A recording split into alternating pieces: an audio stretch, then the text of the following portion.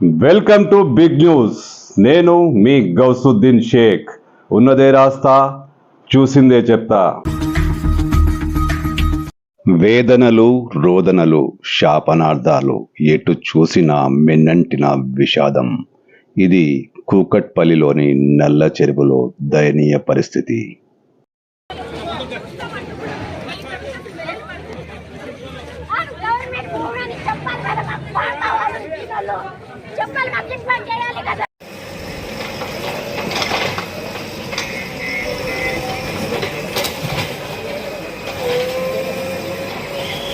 కూకట్పల్లిలోని నల్ల చెరువును ఆక్రమణల నుంచి విముక్తి చేసేందుకు అక్కడ హైడ్రా కూల్చివేతలు ప్రారంభించిన విషయం తెలిసిందే.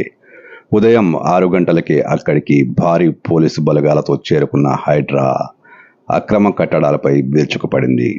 FTL పరిధిలో ఉన్న 16 కట్టడాలను నేలమట్టం చేసేసింది.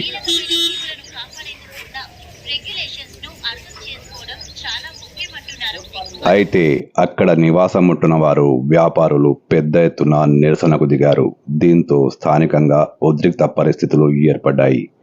పోలీసులు స్థానికులను కంట్రోల్ చేసేందుకు నానాపాట్లు పడాల్సి వచ్చింది. గత 10 ఏళ్లుగా తాము ఇక్కడే బతుకుతున్నామని, ఉన్నపళంగా వచ్చి కూల్చివేతలకు పాల్పడితే ఎలా అంటూ స్థానికులు నిలదీశారు.